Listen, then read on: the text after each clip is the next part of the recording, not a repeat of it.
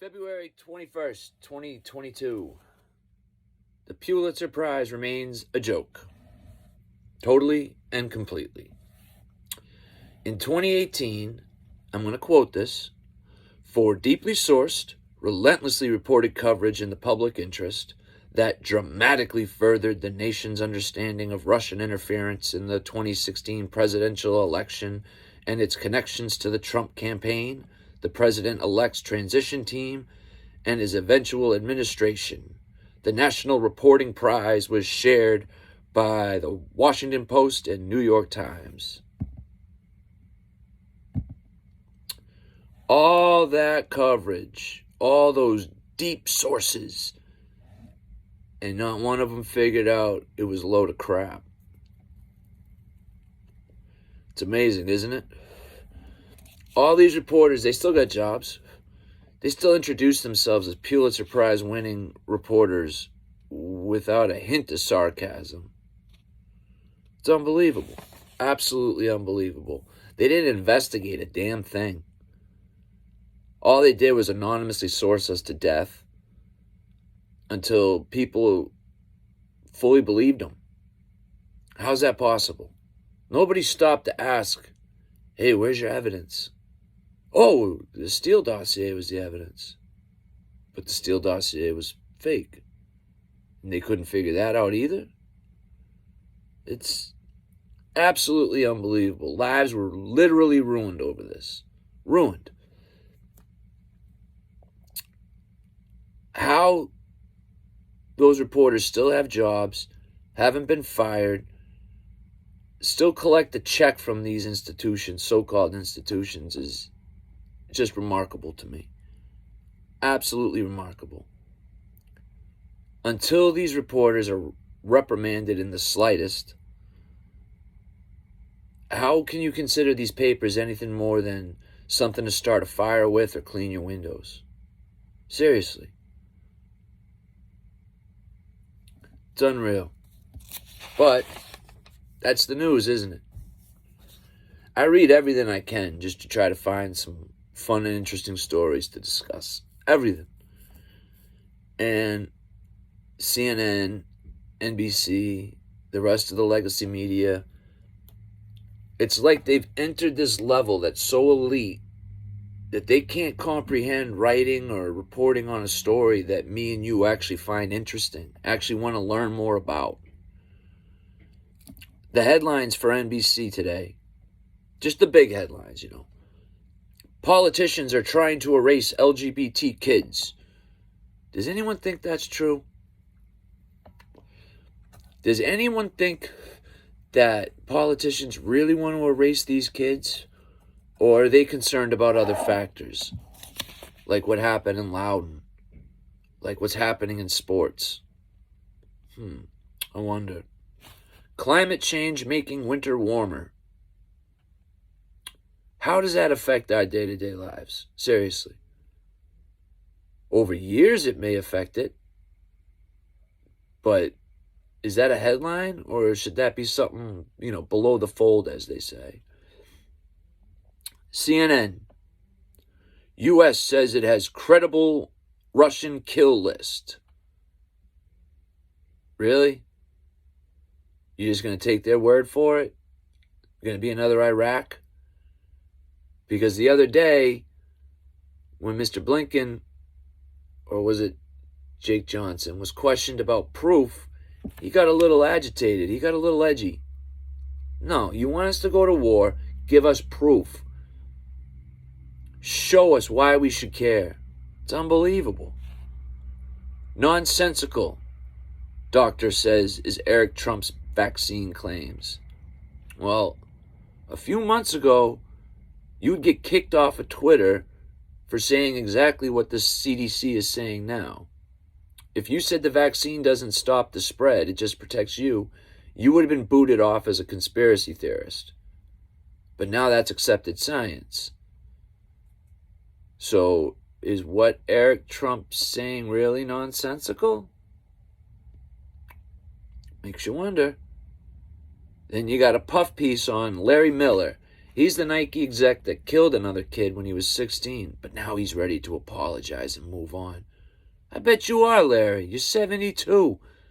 Rich beyond belief. Yeah, I bet you are ready to move on. You know, they've got some actual news pieces, like about Romney trying to reinstate the child tax credit, but wanting work requirements. Not really that big a deal. But their reporting is always slanted, always full of opinions, and always lacking in proof. It's why Rogan and Fox are just dominating the news sphere right now. Dominating it. It's because they're talking about the stuff that normal Joe and Jill six-pack are wanting to hear, are wanting to discuss. That's why Fox has 38% of Dems watching it. Better than CNN and NBC. Come on. And Joe with his 11 million.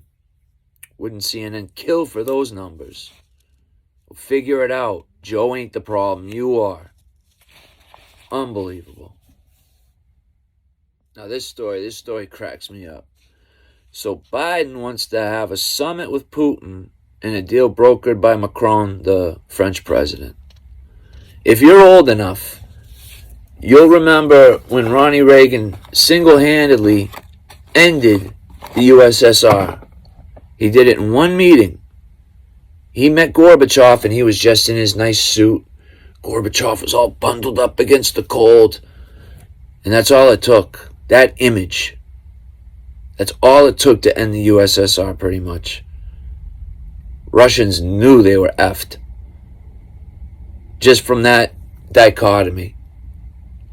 Reagan looking proud and strong and comfortable in the cold in just his suit. And Gorbachev looking all frail and old and freezing his ass off. That was it. All she wrote. The USSR fell not too long after that. And now we're going to stick Biden next to Putin, but not seated, so the cameras can't catch the full picture. They're going to stand next to each other. Judo master Putin is going to stand next to that wrinkly old Grandpa Joe. How's that going to look? Not great for us. Nope. By the end of it, Russia's not going to just want the Ukraine. The Russian people are going to think they can walk in and just take the U.S. too. The Red Dawn, baby. She might be coming if this summit happens. And of course, they're saying the summit's only going to happen if the aggression and the war doesn't start. You've been saying for weeks that the war is imminent. It's going to happen any day. But now it's okay to have a summit in case it doesn't happen? Well, which one? Is it going to happen or not going to happen? Get your stories straight, please, for the love of God. And who the hell is even advising Biden and Kamala, Miss Harris, Vice President Harris? Who's advising them? Who's telling Joe that it's a good idea to go stand next to that man? To debate him on the national stage like that. International stage, sorry. I want to know. Who's telling Kamala it's a good idea to get up there and say that, sanctions might work if the hostilities don't start, but we're saying they're going to start? Are these advisors Republicans? I think they might be. I think they might be Republicans in disguise. Now, Joe created this mess, Ukrainomania. It's all on him. He supported getting the last president thrown out. He supported Zelensky getting in, who was a comedian in his former career, by the way. Talk about parallels with Trump. And we're in bed right now with literal Nazis. Not the pretend Nazis that the media points their fingers at, like up in Canada. No. These are actual Nazis. The Azov Brigade, their patch is the SS Rune turned sideways. And yet NBC did a whole puff piece on them, training grandmothers how to shoot. Awesome! We're in bed with Nazis. Thanks, Joe. Brilliant idea. Here's a better one. I know Joe created this mess, so he should clean it up. But maybe, just maybe, we should stay the hell out of it because we don't understand the full implications of everything. Yeah, Putin wants to recreate the USSR land-wise. Why is that our business? Tell me, Joe. Why should we care here in America? It's not like the people are going to suffer any more than they are now over there. Have you seen the place? It's kind of piss poor. But we're supposed to spend our blood and treasure defending it because Joe couldn't help but stick his nose in somebody else's business. Not even going to get into Hunter and Burisma and the prosecutor and all that mess. Just another day in this America, I guess. What do you do with a problem like Leah? White House is refusing to comment on Leah Thomas just crushing the competition along with Isaac, who can't spell, Hennig. The Ivy League championships just happened. And these two people of trans just murdered the competition. Not even close. Breaking tons of records. It's unreal. Weightlifting, track and field, swimming. Trans women who are biological men now own all the championships and records in these sports. When are we going to start protecting biological women again? And not in a white knight men protecting women kind of way, but in a society kind of way. Don't these women have a right to fight on an equal playing field? I think they do. Caitlyn Jenner won't even hit a golf ball off the women's tee because she knows how wrong that is. Pretty sure she knows a lot about sports.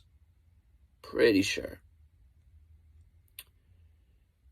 Now, this might be controversial, but you look at Leah Thomas's body and you clearly see somebody who went through puberty as a man.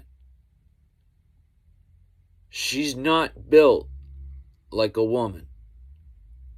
She might be a woman inside, but she's not built like a woman. She's built like a man, and it shows in the pool. This isn't rocket science. Let's just start thinking rationally and come up with some rules that protect biological women in their sports. Why is this so difficult? Life isn't fair. If you want to transition, lovely. Do it.